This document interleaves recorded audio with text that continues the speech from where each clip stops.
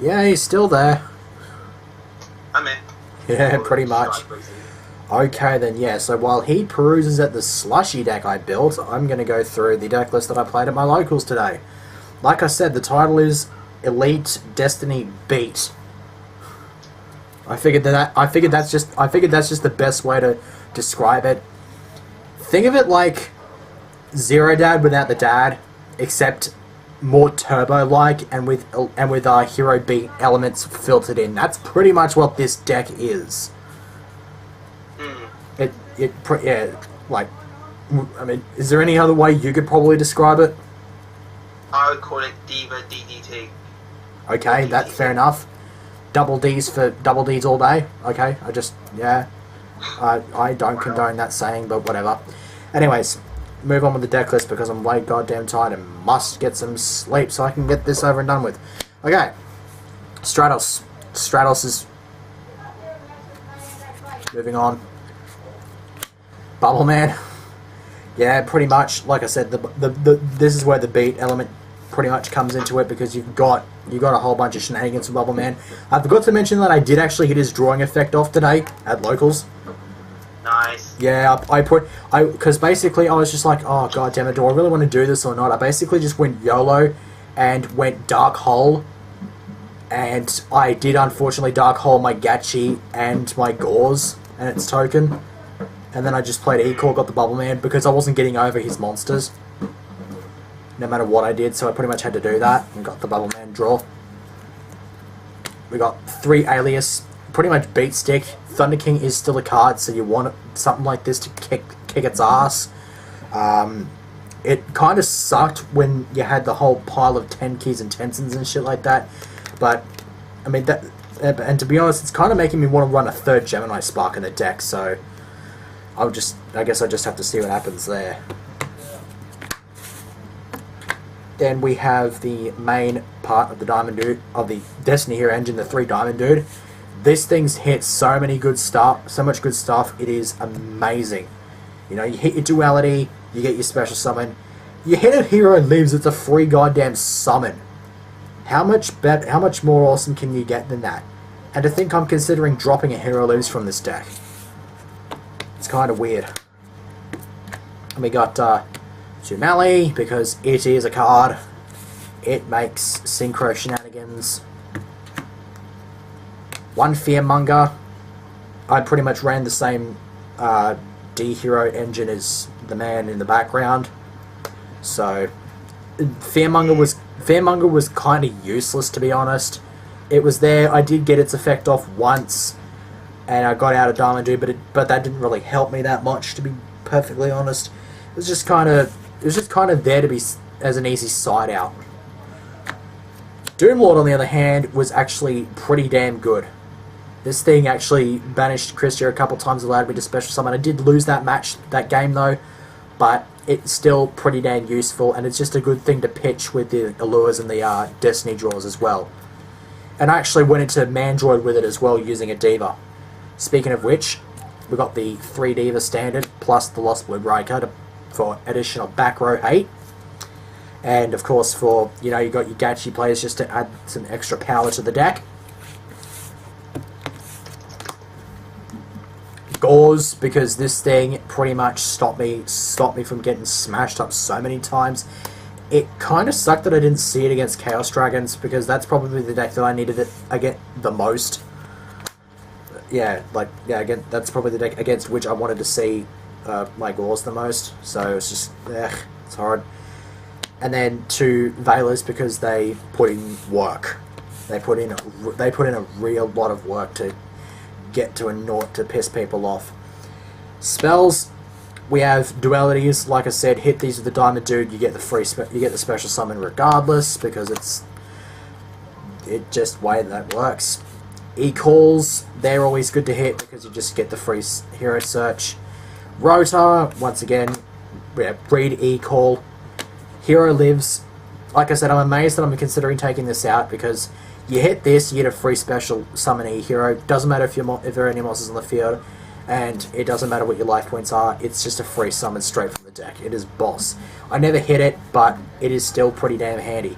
I kept hitting me other Diamond Dudes, actually. And in case you're wondering, by the way, actually wait, I'll wait till I get to the D draws. Miracle Fusion, pretty much what it says on the tin. Double Super Poly, because this thing puts in a whole bunch of work. I got out Gaia a fair few times using this. I busted out a Skiridow against that Dark World bloke. So this thing puts in a fair bit of work. I'm thinking of putting the third in the side if I can find some room in there. Now, Destiny Draw. Destiny Draw, this is where I now explain the thing I was going to explain earlier. And that is, I owe the man in the background a slap in the bloody back of the head. Because the amount of times I drew the second fucking Malicious when I ditched the first one with this was completely goddamn unbearable. Yeah, I know, it's dread, mate, it's dread. I hate it when you draw the second, you draw the manual. Yeah, and I did this again. Yeah, and I did this against Wind-Ups, of all things. That's not the kind of deck that you'd want to bloody see, that you want to do that against. But yeah. Basically, D-Draw, D-Hero cost not applied if you're going to hit it with the Diamond Dude Turbo, so it is basically a triple pot of greed in the deck. Allure of Darkness doesn't have the same luxury, though you still have to banish the dark, but oh well, shit happens. I never really played it unless I actually knew I had something to pitch for it. So it's not that hard. Gemini Spark, like I said, thinking of bumping this up to 3. Game 1 against Thingamajig, TG Agents, I was really wanting to get a Gemini Spark, because then I could just get rid of that Kristja temporarily. Well, yeah, now that I think about it was only going to be temporary, because I completely forgot that it goes back to the top of the deck. Except actually, I do believe yeah, actually, I'm not sure if he had 4 fairies in grave, because he summoned it by tributing Gauze in his Gauze token. So we've got the double MST for the back row hate, and then the Triforce of awesomeness. That is the Storm Darkhold Reborn. Okay, that's the main deck done and dusted, because yeah, turbo based, no traps. I am thinking of maining some, maybe, even if it's like a Treacherous. It'd be pretty damn deadly. Extra deck, 3 AZs, because this is pretty much the front runner of the deck. This thing put in so much work today. It kind of sucked how it got completely and utterly screwed over by Fire Fist, but that shit happens. And the guy I was playing with the Fire Fist ran a full play set of Road. So yeah, that was pretty crazy. Yeah, 2 Shinings, because this thing is still a card. It still wrecks shit.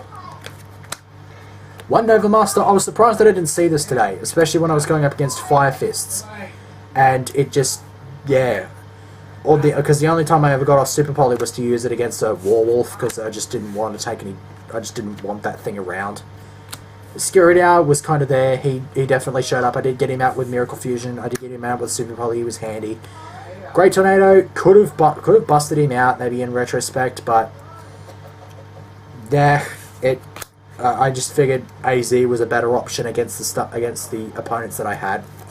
And Gaia, this put in a fair bit of work, just walling and smacking and stuff like that. Caesars, I've got just the Excalibur, which put in a lot of hard yakka in that. And today, did a pretty good job. Blade Armor, I'm surprised I never actually got out, because pretty much in every situation I figured Excalibur was just the better option at that point. And then of course Gachi Gachi, this thing put in so much work today, it was amazing. So then we got Synchros, just the 1/5, which is Magical Android. This is pretty cool. I mean, I've been searching for a Catasta for 3 years and I still have not come up with any fruits, so to speak. But Mandroid definitely held its own.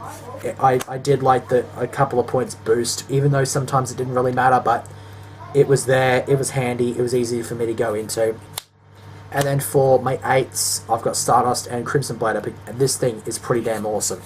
It was definitely helpful, even if it was just as a beat stick. I don't think the effect was applied really that much. It kind of wasn't, actually, because it did damage against TG agents, and then they just dropped Trag, which they could do because, like, yeah, because the effect only comes into play during the opponent's turn, which sucks. And I was actually staring down a 4K Endless Decay against that bloke with the Dark World zombie deck. So that was kind of weird until I super polyed it. Brilliant. Yeah, it was pretty awesome. Whereabouts is... Okay, yeah, here it is. Alright, for the sides, I got Max C. I only really saw it once today. I didn't get it out, but I probably stopped a really stupid play from going off because he played the Magician and it just did that. Third MST because, yeah, those back row hate cards. Nightbeam is amazing. It was definitely a surprise. What actually surprised me about Nightbeam was the fact that the Fifus guy was surprised to see this. He'd never actually seen it before, and I'm actually surprised at this because Nightbeam is an amazing card, and if you haven't heard of it, then what the hell? 2 Parallel World Fusion. Now, here's the thing I didn't actually say in the tournament reports because I forgot. He played D-Fissure Game 3. Now, he didn't sign at all between Games 2 and 3, so he had the D-Fissure signed in Game 2. That was probably one of the luckiest things in his life, because if he had played a D-Fissure, I would have known he had the D-Fissure, and then I would have sided these in, but I didn't. So, it kind of sucked. I never saw these at all because there was pretty much no macro matchup. There was actually a macro rubber player playing there, but he kind of scrubbed out, I think, to Soul Taker because it gets rid of shit and messes around with timing. 2D Prison. It pretty much got smacked every time I played it. It sucked. 2 Phoenix Chain. It was kind of just there to hold off something, but it didn't really work to its full potential. And Rising Energy. Now, Rising Energy, if you don't know, ditch a card from your hand, increase one of your monsters by 15 attack. Now, I'm actually kind of debating whether this or Prideful Roar is better, because this is pretty much just a mega power boost at the cost of ditching something out of your hand, which might not be so bad. Prideful Roar is paying out a bunch of life points, which in this deck is probably not that big a deal. I mean, with the Hero Lives exempted. But if you can get those off with the Diamond Dude, then you probably have enough life points to pay out for a couple of Prideful Roars. I don't have the Prideful Roars, so that's why I sided these in. I saw them once today, and it got MST'd as soon as it hit the field. So that kind of sucked. Would have been nice against the Five Fists, but oh well. Shit happens. So yeah, that is my Elite Destiny Beat deck list as I played it today in the local. I'm finally done with these frickin' videos and my voice is starting to crack like a bitch. So, yeah, final words. Play hard or go home. Yeah, actually, I did that. In my fun game against Hazy Flames, I said go hard or go home, and said yeah, and he said yeah. He said yeah, I will. I'll play Heavy Storm. I'm just like, god damn it. Yeah, yeah, pretty much. Statement, so, yeah, that's it for this video. That's it for this bloody marathon film video. Yeah, bye.